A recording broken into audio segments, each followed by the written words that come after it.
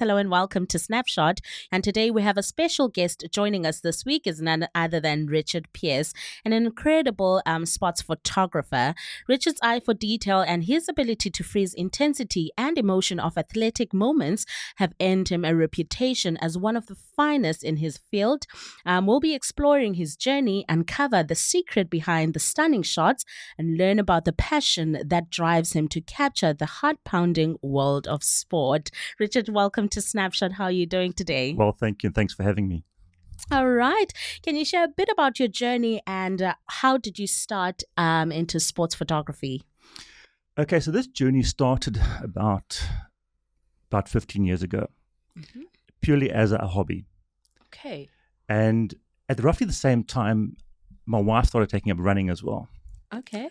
So weekends turned into me going to events with her and supporting her while she was running.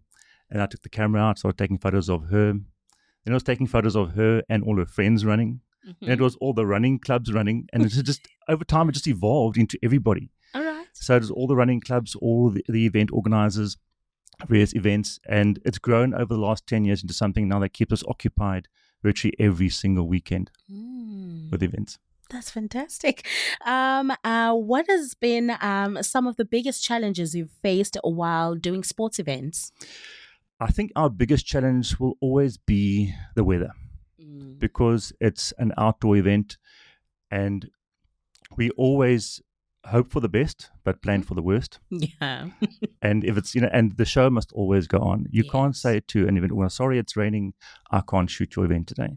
You must be prepared to go out there and get cold and wet and hope for the best, because there are sometimes we do events where it'll rain for the entire event. We've done 3-day stage races where it rains from day 1 right the way till day 3, and on day 3 you've got no more dry clothes left. Yes. So you're soaking wet. So you must be prepared to be miserable and cold to get the shot. All right. What type of equipment do you use and how has it evolved over the years? So we shoot Canon mostly, and we have just recently moved over from your normal DSLR to mirrorless. It's been a huge game changer for us. It's a lot lighter than the gear we used to use in the past. Okay. We typically have 2 lenses. We have a short lens, which is a 24-105, and then a zoom lens is at 70-200.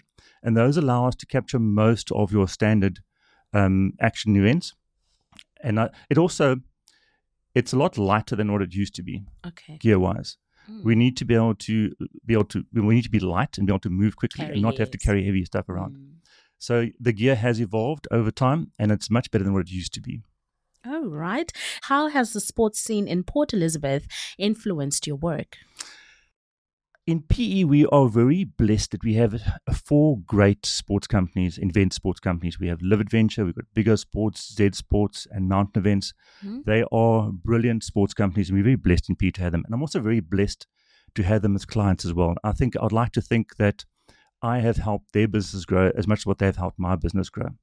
So yes, they are fantastic businesses and they are passionate about family sports, and I think it's a blessing to be to have them. Yes. All right. Richard, now I want you to tell us, how do you prepare for a big event or competitions? Okay. So if it's a client or event we have not worked before, we'll ask for a photo brief before the event, and that brief will detail what shots they would like from the event. It'll detail who the sponsors are and the branding. For these events, it's always very important to focus on the sponsors and the branding, not just the athletes, because these events can't happen without the sponsors. Yes. So we are always very sponsored focused to ensure that they get enough airtime during these events. Yes. Then we'll ask for the route maps and the detailed route maps, just so that we can plan our attack, the routes, how we're going to get around, where all the action points will be, so that and then how we're going to get there. Yeah. So to navigate routes, what we have is we have a 4x4 quad bike for the extreme events, climb up mountains. Nice. And we have a dual sport motorbike, which allows us to be on-road and off-road. So those are one of our main tools actually to get around with these events. Without those, we would be absolutely lost because some of these events are in extreme conditions and terrain. So these tools help us get to where we need to get to. All right. Do you have any tips or techniques for capturing the perfect action shot? I think it's knowing your route as well, knowing your sport, and it's a bit of experience. It's knowing along the route where you're going to find a jump, a mountain bike jump, or a water crossing, or a place where someone needs to jump, or any like action besides just normal running or cycling. Is to know the route and then to anticipate what they're going to do. It's generally your leaders who are the most adventurous. Okay. Your pro cyclist will do more of the jumps, and they will see you and then put on a show for you. All right. So if they know you are going to be there and they see you, they will jump for you. Okay. So, and they like to show off. All right. Now, how do you manage to capture the emotions and intensity of athletes during a game? So emotion you're generally going to find at the start of each race and at the end of each race.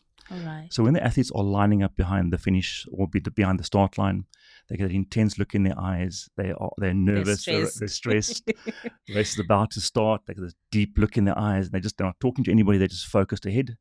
And that is always good to capture that whole eyes is great to capture that. And then just before the race starts. And then the best for me is the Ironman red carpet, where these athletes have pushed themselves to their limits and beyond. And they're coming down the red carpet and they are cheering, and the family is cheering, the family is crying, the mothers and aunties and sisters are all crying. Priceless moments. It's just priceless. And to capture that, you can't help not capture great emotion on an Ironman finish line. It's just filled with emotion the entire day, all the way up until 12 o'clock when that race finishes at night. So it's great. All right.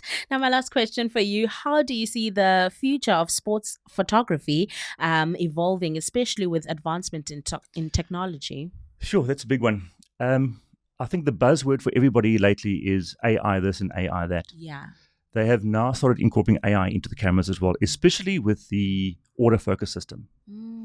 So it's so advanced now that it can pick up what your subject is, whether it's a cat or a mouse or a dog or a cyclist or a car.